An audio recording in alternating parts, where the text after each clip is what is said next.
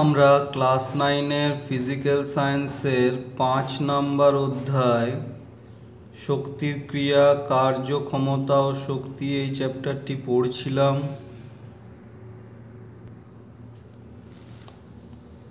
তো আজকে আমরা চলে যাব 136 নাম্বার পাতায়। সেখানে আমরা পড়ব যান্ত্রিক শক্তির নিত্যতা সূত্র।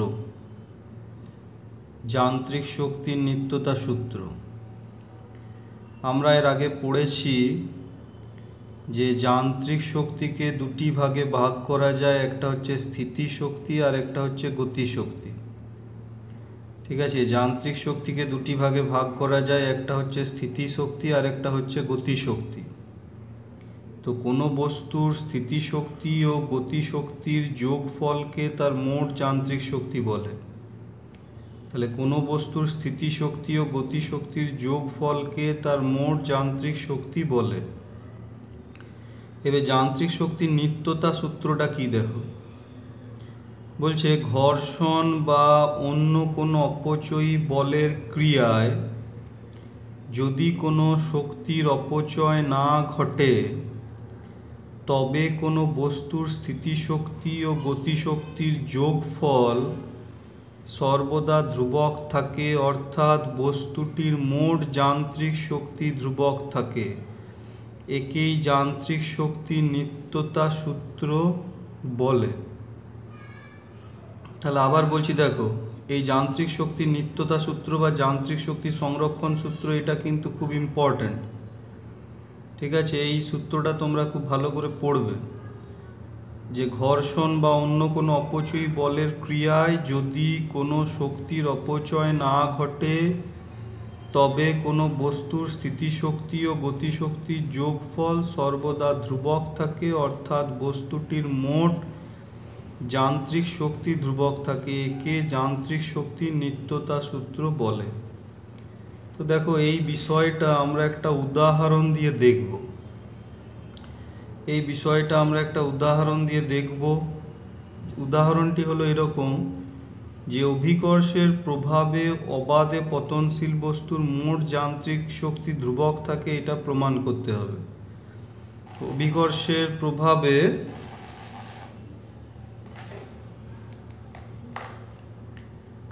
অভিকর্ষের প্রভাবে অবাধে পতনশীল বস্তুর মোট যান্ত্রিক শক্তি ধ্রুবক থাকে, এটা আমাদেরকে প্রমাণ করতে হবে। এই প্রমাণটা পরীক্ষাতে আসে, এলে পরে 3 নাম্বার থাকে প্রমাণটিতে। তো তোমরা প্রমাণটা ভালো করে করবে। দেখো এখানে আমি সেই প্রথমেই আমরা দেখব যে অবাধে পতনশীল বস্তু কাকে বলে, তারপরে এক্ষেত্রে যান্ত্রিক শক্তির নিত্যতা সূত্রটা কিভাবে খাটছে, অর্থাৎ মোট যান্ত্রিক শক্তিটা কিভাবে ধ্রুবক হচ্ছে সেটা আমাদেরকে প্রমাণ করতে হবে। তো দেখো আমি আমার এই খাতাতে চলে এলাম। তাহলে আমরা যেটা বলছিলাম যে যান্ত্রিক শক্তিকে আমরা দুটো ভাগে ভাগ করতে পারি, একটা স্থিতি শক্তি আর একটা হচ্ছে গতি শক্তি। তো বস্তুর স্থিতি শক্তি আর বস্তুর গতি শক্তির যে যোগফলটা তাকে ওই বস্তুটির মোট যান্ত্রিক শক্তি বলে। কোনো বস্তুর স্থিতিশক্তি আর ওই বস্তুর গতিশক্তির যোগফলকে ওই বস্তুটির মোট যান্ত্রিক শক্তি বলে। আর যান্ত্রিক শক্তির নিত্যতা সূত্র যেটা আমরা বইয়ে পেলাম, সেখান থেকে যে বিষয়টা উঠে এলো যে যদি ঘর্ষণ বল না থাকে তাহলে যান্ত্রিক শক্তির নিত্যতা সূত্র যেটা আমরা বইতে দেখলাম সেখান থেকে যে বিষয়টা উঠে এলো সেটা হচ্ছে যদি ঘর্ষণ বলটা অনুপস্থিত থাকে বা ঘর্ষণ বলটা যদি নগণ্য হয়, ঠিক আছে, সেক্ষেত্রে একটা বস্তুর স্থিতিশক্তি আর ওই বস্তুর গতিশক্তির যোগফলটা ধ্রুবক হবে, অর্থাৎ ওই বস্তুটির মোট যান্ত্রিক শক্তি ধ্রুবক থাকবে। এইটাই হচ্ছে যান্ত্রিক শক্তির নিত্যতা সূত্র বা যান্ত্রিক শক্তির সংরক্ষণ সূত্রও বলে। তো এখন আমরা একটা প্রশ্ন দেখব যে প্রমাণ করে, এটা কিন্তু ভেরি ভেরি ইম্পর্টেন্ট। যান্ত্রিক শক্তির নিত্যতা সূত্র এটাও পরীক্ষায় লিখতে দেয়, এটাও ভেরি ভেরি ইম্পর্টেন্ট। আর এই যে প্রমাণটা এখন আমরা করব সেটাও কিন্তু ভিভিআই। যে প্রমাণ করো অভিকর্ষের প্রভাবে অবাধে পতনশীল বস্তুর মোট যান্ত্রিক শক্তি ধ্রুবক থাকে। প্রমাণ করো অভিকর্ষের প্রভাবে অবাধে পতনশীল বস্তুর মোট যান্ত্রিক শক্তি ধ্রুবক থাকে। তো প্রথমেই আমাদেরকে জানতে হবে যে অভিকর্ষের প্রভাবে অবাধে পতনশীল বস্তু কাকে বলে। দেখো, আমি যদি একটা পাথরকে উপর থেকে নিচে ফেলে দিই, তো আমরা জানি যে পাথরটার গতিপথে বায়ু আছে ঠিকই, কিন্তু যেহেতু এখানে পাথরটির ওজন অনেকটাই বেশি, তাই বায়ুর ঘর্ষণটা এই পাথরটিকে পড়তে সেইভাবে বাধা দিতে পারছে না। অর্থাৎ এখানে আমরা পাথরটির গতিপথে বায়ু থাকলেও বায়ুর ঘর্ষণটাকে আমরা নগণ্য হিসাবে ধরে নিতে পারি। ঠিক আছে, বায়ুর ঘর্ষণটাকে আমরা নগণ্য হিসাবে ধরে নিতে পারি। সেখানে আমরা ধরে নেব যে পাথরটি শুধুমাত্র অভিকর্ষ বলের প্রভাবে নিচে পড়ে, অভিকর্ষ বল ছাড়া আর অন্য কোনো বল এই পাথরটির ওপর ক্রিয়াশীল নয়। এবং আমরা জানি একটা বস্তু যখন ওপর থেকে নিচে পড়ে অভিকর্ষের প্রভাবে, তখন সেই বস্তুটি নিম্নমুখী ত্বরণকে অভিকর্ষজ ত্বরণ বলা হয়, যেটাকে আমরা ছোট হাতে জি দিয়ে লিখি। তাহলে পাথরটা যখন ওপর থেকে নিচে নামছে তখন এর ত্বরণটা অভিকর্ষজ ত্বরণ জি এর সাথে সমান। তো এখানে আমাকে যেটা প্রমাণ করতে হবে যে পাথরটা যখন উপর থেকে নিচে পড়ছে, আমি ধরে নিলাম যে যেখানে ছাড়লাম সেই বিন্দুটা এ, মাঝখানে একটা বিন্দু বি, আর ভূমি স্পর্শ করার ঠিক পূর্বে একটা বিন্দু সি। এই তিনটে বিন্দুতে পাথরটির মোট যান্ত্রিক শক্তি অর্থাৎ স্থিতিশক্তি আর গতিশক্তির যে যোগফল এ বি আর সি তিনটে বিন্দুতেই, সেই যোগফলটা কি হবে না ধ্রুবক থাকবে। ঠিক আছে, অর্থাৎ মোট যান্ত্রিক শক্তিটা ধ্রুবক থাকছে। এটা কেন হচ্ছে? কারণ এখানে বায়ুর ঘর্ষণজনিত বাধাটাকে আমরা নগণ্য ধরে নিয়েছি। তো এইটাই হচ্ছে যান্ত্রিক শক্তির নিত্যতা সূত্র। তো সেইটাই আমাদেরকে এক্ষেত্রে এবারে প্রমাণ করতে হবে। তাহলে দেখো, যেটা বললাম যে অভিকর্ষের প্রভাবে অবাধে পতনশীল বস্তু, এই অবাধে পতনশীল বস্তু মানে হচ্ছে একটা পাথরকে যদি ওপর থেকে নিচে ফেলে দিই, যেহেতু পাথরটার ওজন অনেকটাই বেশি, তাই পাথরটার গতিপথকে বায়ু সেভাবে বাধা দিতে পারবে না। তাই এখানে বায়ুর ঘর্ষণটাকে আমরা নগণ্য হিসাবে ধরে নেব। তাহলে এখানে পাথরটা যখন উপর থেকে নিচের দিকে পড়ছে, শুধু একমাত্র অভিকর্ষ বলটাই ক্রিয়াশীল। ঠিক আছে, অভিকর্ষ বলটাই ক্রিয়াশীল, সেই কারণেই ওকে বলা হচ্ছে অভিকর্ষের প্রভাবে অবাধে পতনশীল বস্তু বলা হচ্ছে। এবং অভিকর্ষের প্রভাবে যেহেতু পাথরটি ওপর থেকে নিচে নামছে, তাই পাথরটি নিম্নমুখী ত্বরণ হবে অভিকর্ষীয় ত্বরণ ছোট হাতে জি এর সাথে সমান।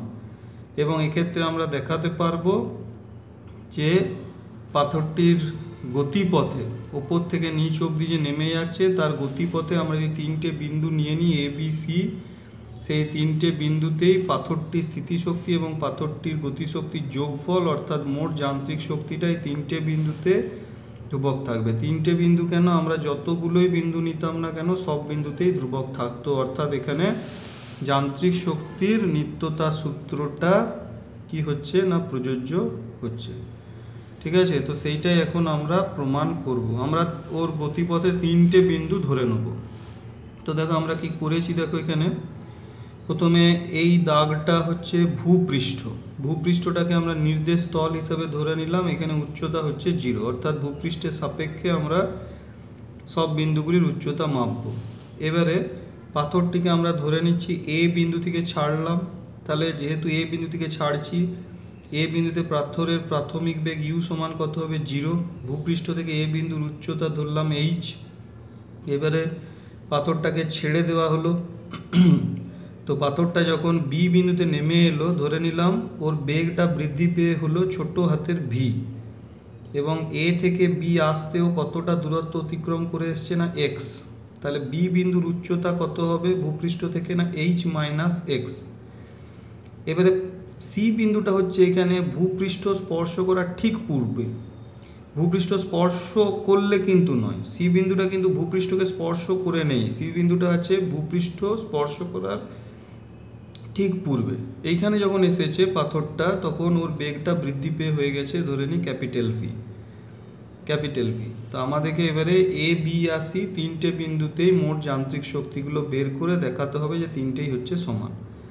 ঠিক আছে, তাহলে এটা ভূপৃষ্ঠ, এটা নির্দেশস্থল, এর উচ্চতা 0, এ বিন্দু থেকে পাথরটাকে ছাড়ছি, এই ভূপৃষ্ঠ থেকে এ বিন্দুর উচ্চতা হচ্ছে ছোট হাতের এইচ, এ বিন্দুতে বস্তুর প্রাথমিক বেগ ইউ সমান 0, এ থেকে বিতে যখন পাথরটা নেমে এলো ওর বেগ বৃদ্ধি পেয়ে হলো স্মল ভি, এবং এ থেকে বি অবধি কতটা দূরত্ব অতিক্রম করে এসছে এক্স, তাহলে বি বিন্দুর উচ্চতা হচ্ছে কত এইচ মাইনাস এক্স, আর সি বিন্দুটা হচ্ছে ভূপৃষ্ঠ স্পর্শ করার ঠিক পূর্বে, সেখানে পাথরটির বেগ বৃদ্ধি পেয়ে কত হয়েছে না বড় হাতের ভি।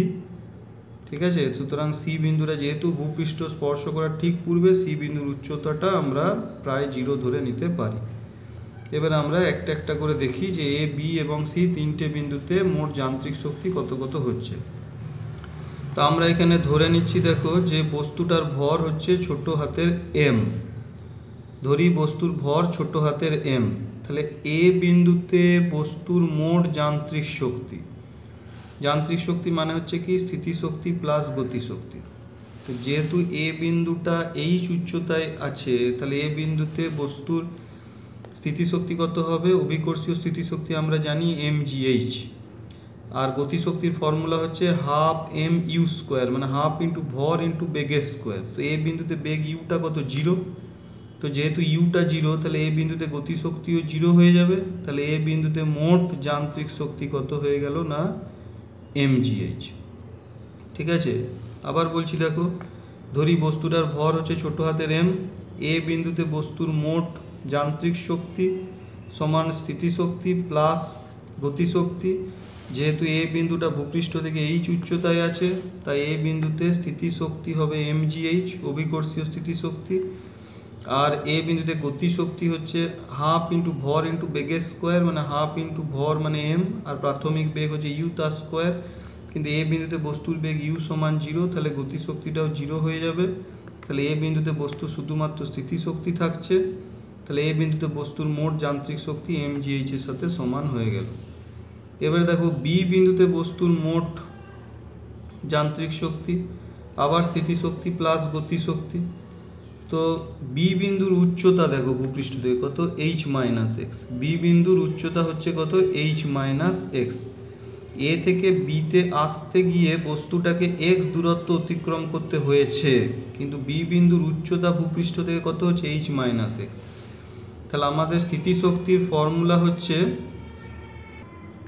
তো আমাদের স্থিতিশক্তির ফর্মুলা হচ্ছে দেখো এম জি ইন্টু এইচ মানে কি উচ্চতা, তাহলে এম জিটা রইল, আর বি বিন্দুর উচ্চতা ভূপৃষ্ঠ থেকে কত এইচ মাইনাস এক্স, তাহলে আমরা উচ্চতার জায়গাতে কত বস করে দিলাম এইচ মাইনাস এক্স, এখানে যেমন এইচ আছে এখানে কত এইচ মাইনাস এক্স, প্লাস গতিশক্তি হচ্ছে হাফ ইন্টু ভর মানে এম ইন্টু বেগের স্কোয়ার, বি বিন্দুতে বেগটা কত ছোট হাতের ভি তার স্কোয়ার।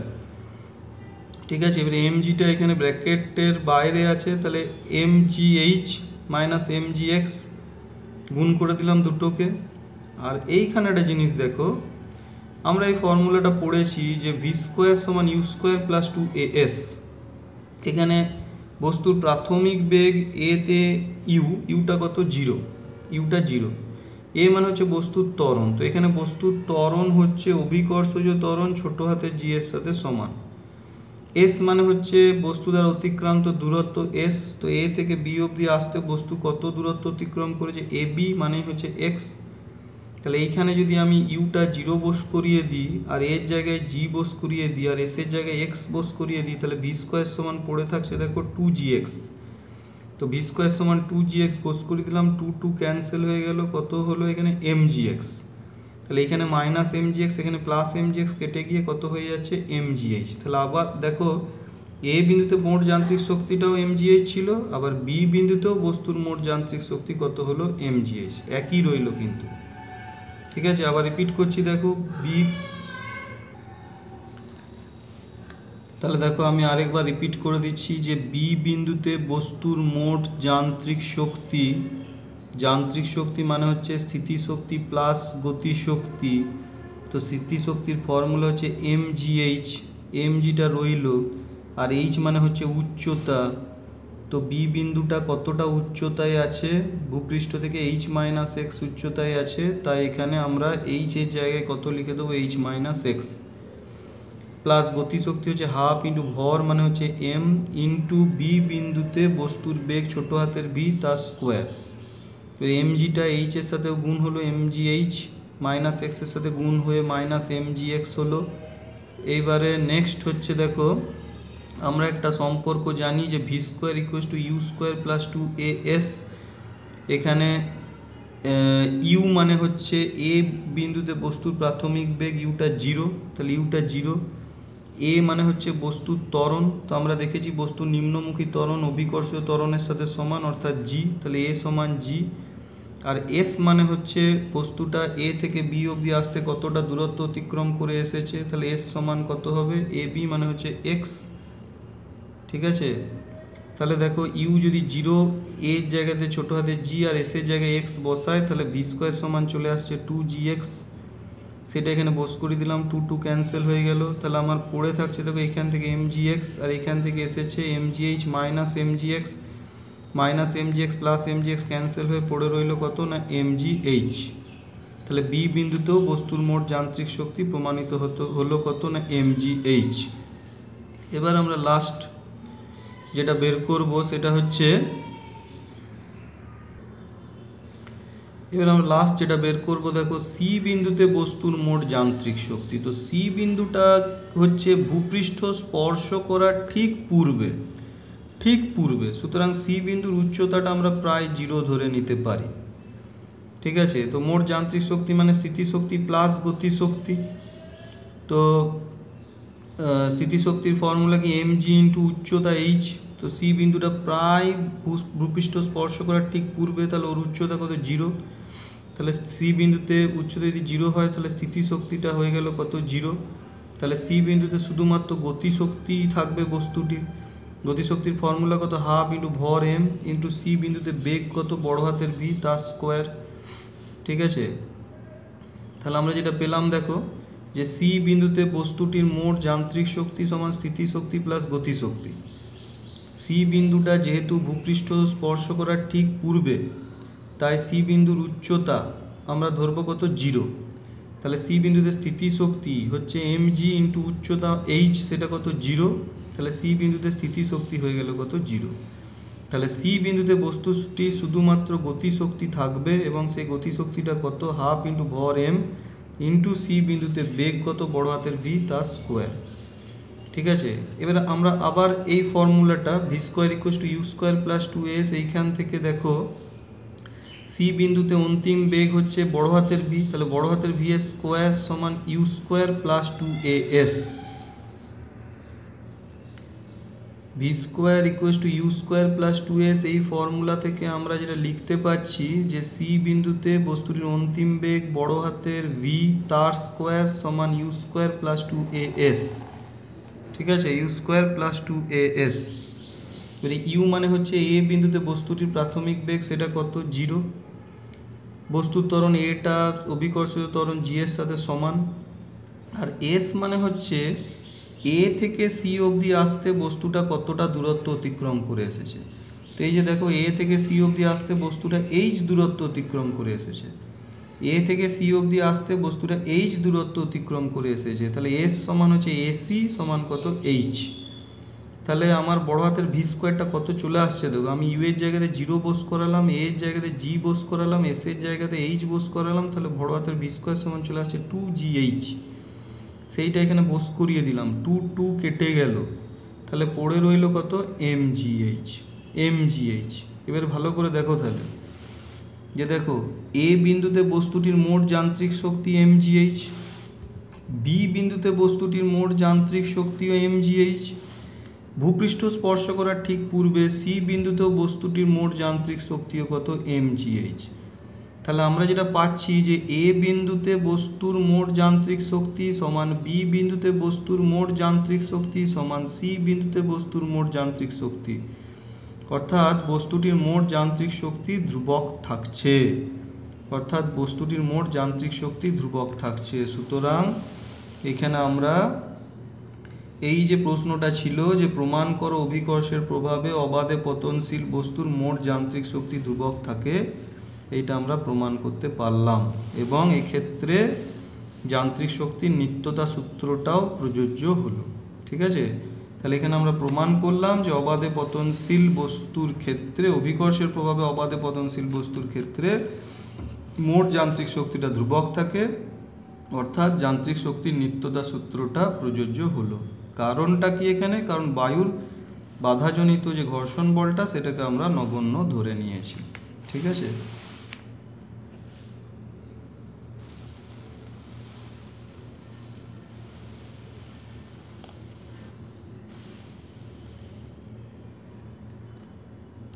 এবার এখানে আমরা আরেকটা জিনিস বলে নিই। দেখো, যখন বস্তুটা ভূপৃষ্ঠে পড়বে তখন ওর উচ্চতাও 0, বেগও 0।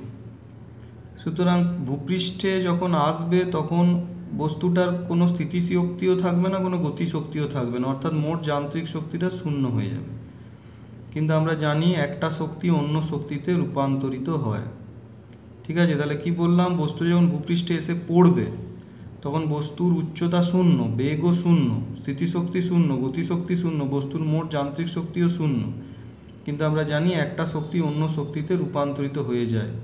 সুতরাং বস্তুটি যখন ভূপৃষ্ঠে এসে পড়বে তখন ওর যে যান্ত্রিক শক্তিটা সেটা কি শক্তিতে রূপান্তরিত হতে পারে না, বস্তুটা যখন এসে পড়ছে দেখো তখন একটা শব্দ উৎপন্ন হবে, তাহলে শব্দ শক্তি উৎপন্ন হতে পারে, উৎপন্ন হবেই।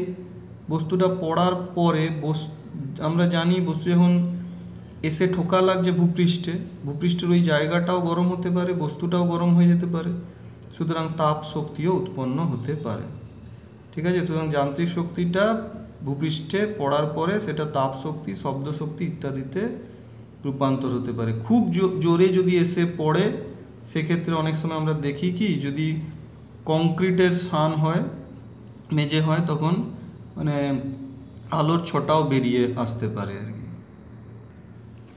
তাহলে ভূমি স্পর্শ করার পর বস্তুর মোট যান্ত্রিক শক্তি শূন্য হয়ে যায়। এই যান্ত্রিক শক্তি ভূমির সঙ্গে সংঘাতে রূপান্তরিত হয় তাপ শক্তি, শব্দ শক্তি, কোনো কোনো সময় আলোক শক্তিতেও রূপান্তরিত হয়।